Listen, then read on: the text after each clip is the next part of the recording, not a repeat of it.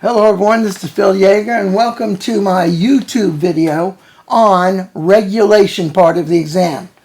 Now, when it comes to the regulation part of the exam, the first part tests you on professional responsibilities. All right. The second part actually tests you on business law. And the third part is on federal taxation of property transactions. And 4 is on individual taxation, and 5, federal taxation for entities. Now, actually, of these parts, let's talk about them. All right, professional ethics responsibilities. That deals with responsibilities of you as a CPA, as a tax practitioner. All right, what type of penalties might you be assessed for various actions? Also, it talks about what's your common law duties and liabilities to clients and third parties, and what is the relationship between you and your client. It's a what? Confidential relationship. Now, I can tell you from experience that when you get your diagnostic score, if it is weaker, all right, that tells you that they're not going to pass you. Why? Because ethics is the crux of the regulation. If you're not ethical, they're definitely not going to pass you. All right? Keep that in mind. Now, Section 2 is business law. And business law goes into certain areas. Now, the nice thing about this is, all right, which I haven't mentioned, what do I study for regulation when it's business law? And the answer is, you want to know the areas? You go to the AICPA blueprint. In fact, you do that for also the Chapter 1, professional responsibilities. All right? Each blueprint will tell you exactly what you're responsible for when you take the exam. Now, what areas are tested from business law? Well, they mention this to you. First of all, there's agency, there's common law contracts, and we have debtor-creditor relationships such as guarantors, surety, and we have government regulation of business, which are federal laws and regulations, all right, dealing in business. Now, please remember, they no longer ask you anything about the SEC Act of 33 and 34. That is off the exam, all right? Please keep that in mind. Now, also business structure, all right? What's the selection and formation of business entity and related operations and termination? And what's the rights, duties, and legal obligations and authority of owners and managers? All right, what you need to know in business structure is, all right, what is an LLC? All right, what's an LLP? All right, and when you file from a tax standpoint as an LLC or an LLP, please remember this, all right? The LLC, LLP is not the tax standpoint, it is the legal point, all right? So an LLC is a legal entity. Now, by default, an LLC is considered a partnership for tax purposes. But we know that partnerships, any income which flows out of that partnership is subject to self-employment tax, like the ordinary income and any guaranteed payments. So what you might want to do is make an election and say, well, when I file an LLC legally, I'm automatically a partnership. But I may want to be a corporation, a C Corp, because the tax rates are lower, lowest tax rates.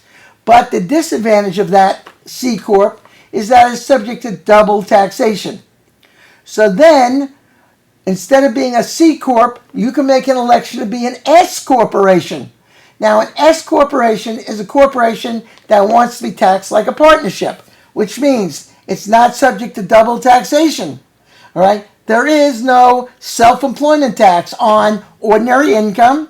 All right, so there's a lot of advantages. Make sure you know what's the best type of entity based on the circumstances you're looking for from a legal standpoint. And then we have the following, all right? All right, we talk about, for example, they may give you this, they may not, but good idea to look at this. Look at your areas on property, all right? What's the difference between personal property and real property, all right? How do you transfer title of real estate? And the answer is by deed. Know the different types of deeds. And also, all right, please remember when you have co-ownership of property, all right, and someone dies, all right, who does that property interest transfer to? And also bailments. Bailments is where you have possession of personal property. But the nice thing is, this is all they can test you on in business law. It's not that hard. And also, we use the Yaeger CPA blueprints. They're in the text. All right, so if you go to the text, business law, I'm going to turn to one. All right, it says here, first blueprint, recall the types of agent authority. Do you remember that? Express authority, implied authority, apparent authority, and also ratification. And explain, here's the next blueprint, explain the duties and liabilities of an agent in principle. Hey, they spell it out here for you. So there's no guesswork whether they're going to ask it to you, all right, from the business law area. Business law used to be what? One part of the exam. Now it's within the regulation part of the exam. All right. Now we go to the third area, and that's considered property transactions. Now, what would I know on that? First of all, you have to know how to come up with the basis of an asset. Also, all right, if you dispose of that asset, is it taxable or non-taxable? All right. Also, make sure you know how to calculate gains from a tax standpoint for installment sales. And also, all right, what's the rules for related party transactions? If you sell something to a relative, all right, and there's a loss on the transaction, what happens? The loss is what? All right, deferred, which means that, all right, that loss will be recognized when you sell it to a non-related party. So if I sell an asset to my sister at a loss, the loss will not be recognized. However, when my sister sells that asset to an unrelated party, if my sister has a gain, the unrelated the loss that was disallowed in the first situation can reduce the gain. Do you remember that? Also, make sure you're familiar with the different types of depreciation. Now, there is, you got to remember, personal property used in a trade or business. All right, what's the maximum depreciation? Well, if it's 5-year property, do you remember what that is? That would be computers. And with computers, 5-year property uses double declining balance. Then we have furniture and fixtures. Do you remember the life on that? 7 years, double declining balance. Good. But then we have real estate. What about real estate? Well, real estate is also depreciated, but the method we use is straight line. And depending upon the type of real estate, if it's a residential rental property, we depreciate over 27.5 straight line. If it's a non-residential rental property, like a building, a commercial property where you don't rent space, all right, that would be 39 years straight line. And make sure you know the averaging convention methods for each of those assets. In other words, how much depreciation can I take in the first year of those assets, which is personal property or real property? Then, all right, make sure you know gift taxation. Now, gift taxation, all right, is still on the exam. All right, so remember what a taxable gift is. All right, generally a taxable gift is a gross gift in excess of $15,000.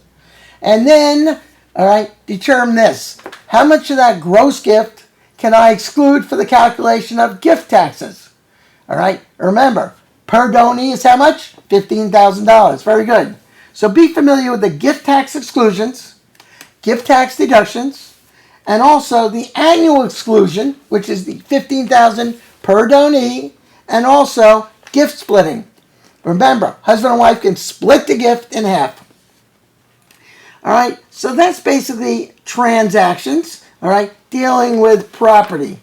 All right, and I would say that that's pretty important. I really do. Because in that chapter, all right, they talk about, first of all right, gains and loss on sale of residence, a wash sale, all right, do you remember that? Wash sale. Also, Section 1244 stock. Do you remember that? Look it up. All right, and, all right, don't forget, you have to know how to calculate the amount of capital gain and capital loss. Very important. Also, make sure you know what Section 1231 assets are. They are personal property or real property used in a trade or business held more than 1 year. Now, if you have personal property used in a trade or business held for more than 1 year, that 1231 also has recapture, ordinary income when you sell it. So if you have personal property used in a trade or business held for more than 1 year, if you sell it at a gain, all right, whatever depreciation you took, that's the portion of the gain that's ordinary income. The balance of the gain, that's long-term capital gain, is Section 1231. And remember, 1231 deals with also real estate used in a trade or business held for more than 1 year. And make sure you know the recapture provisions for example, if an individual sells a piece of real estate, all right, there is no recapture. All the gain is ordinary income. But if a corporation sells real estate, all right, that is held for more than 1 year, then remember, there is some what? I didn't hear it. There's some recapture, which means some of the gain is ordinary income. So when you have a corporation, and only a corporation, selling real estate, it's got to be held for more than 1 year. It won't be a 1231 asset then. Then what happens? How much of that gain is recaptures ordinary income? Well, under Section 291, 20% of the depreciation taken is ordinary income. And then the balance of the gain is Section 1231 gain, long-term capital gain. All right, and also be familiar with Section 1250 assets. That's also important. All right, and as we go through here, all right, I told you have to know installment sales. And don't forget my favorite one here. Let me get to it. We talked about related party transactions. All right, all right, now, make sure you know how to calculate the gift tax. That's one thing. All right, and don't forget this. All right, you have to know how to calculate, all right, what we call like-kind exchanges. All right, gain or loss on like-kind exchanges. That's the property area. And if you remember, all right, a like-kind exchange is considered personal property used in a trade or business for personal property used in a trade or business. Right? Wrong. All right, personal property used in a trade or business for personal property used in trade or business is no longer a like-kind exchange. It's only if it's real estate used in a trade or business. Remember that. All right, and if it's real estate used in a trade or business, then that could be a like-kind exchange. And what do? Well, you calculate everything you receive, you subtract everything you gave up. You generally gave up your old basis, and if you assume someone else's mortgage, that is also considered what you give up. So remember, all right, you have realized gain. That's just the excess of what you receive minus what you give up. Now, what about the calculation of recognized gain? And the answer is this. The recognized gain is the lesser of the realized gain. That's whatever you receive minus what you gave up. All right, it's the lesser of the realized gain or the recognized gain. Remember that. All right, or remember this. Gain recognized, the lesser of the boot received. All right, or the realized gain, whichever is less. Please remember that. All right, and all right, there's other areas here you want to talk about. Okay, you have to know about the different depreciation methods. I discussed that with you a second ago. All right, and also don't forget, you have to recall allowable gift tax deductions and exclusions for federal gift tax purposes. And you have to compute the amount of taxable gift. All right, this is all in our books, spelled out for you. Examples. Hey, you're going to be fine, you know, if you use the Yaeger CPA review books. All the other companies, they don't integrate the blueprint, all right, with the text, all right? The text does not include the blueprints. When I say that, I mean we mention each blueprint, and then we discuss the information under that blueprint. That's the only way you can study for this exam. Now, when we get to Area 4, all right, Area 4 is considered individual taxation. All right, and what do you have to know? Well, first of all, in individual taxation, you have to know the passive loss rules. The passive loss rules, remember that, all right? What's a passive loss? And the answer is, it's a loss, all right, that's created by a passive activity. Isn't that correct? All right, so then we have, all right, remember, passive activity losses say this: you can only deduct a passive loss against passive income. Now, what happens if you have a passive loss and you subtract it from the passive income and you still have a net passive loss? All right, what do you do with that net passive loss? You carry it forward indefinitely, or when you sell the entire transaction, you can take that passive loss carry forward and reduce non-passive income with that. Okay? Do you remember that? And be familiar with your different schedules, your tax forms, all right, which is also in Regulation 4 for individuals. All right? And once again, read the blueprints and then read the information under the blueprints. Now, the area that I would say people fail from is Area 5. Area 5, which is federal taxation for entities. Now, that talks about C Corps, S Corps, and partnerships. And when it comes to a C Corp, you have to know, first of all, how to calculate the taxable income, what items are used to calculate taxable income on a C Corp, and they file a Form 1120. Also, all right, make sure you know consolidated tax returns. And then we have S corporations. They file a Form 1120S. And what they do is this: like partnerships, first they compute the ordinary income, and then whatever items of income or expenses were not used to arrive at ordinary income are shown as Schedule K and K1 as separately stated items. All right? So please remember that. And also remember, with partnerships, all right, one of the things that's deductible to arrive at ordinary income is what? All right, it is. All right, let's go to partnerships. Form 1065, all right, you have to compute ordinary income, just like an S Corp. But, all right, you can deduct to arrive at partnership income guaranteed payments to partners.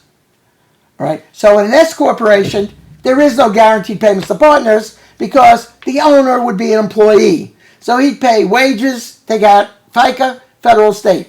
All right, so the only thing an S Corporation shareholder would have would be a share of ordinary income. Got that? All right. Now, that's taxed. It's not considered self-employment income. All right. But it flows through, all right, on Schedule K and K1, all right, which includes the share of the ordinary income on the S Corp. All right. And also, what's included on the S Corp K1?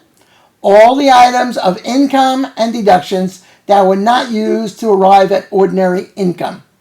Now, a partnership is the same, except that a partnership is really self-employed individuals. So just like an S Corp, the first thing you're going to do is you're going to compute the what? Ordinary income. You have to know what items are includable of income and expenses to arrive at ordinary income. Then the ordinary income is subject to self-employment tax, and also, as a deduction to arrive at ordinary income, in a partnership, we can deduct guaranteed payments to partners. Any payment to a partner, that's what? Has to be paid no matter whether they have income or not. And make sure you're familiar with the types of trust. The simple trust, all right? That's where all the income has to be distributed from the trust during the year. A complex trust says that they don't have to distribute all the income. And by the way, in a complex trust, they can even distribute the principal. But in a simple trust, can they distribute the principal? No, but they must do what? They must distribute all the income to the beneficiaries for that year. Also, all right, make sure you know tax-exempt organizations. All right, and the most common one is the 501c3.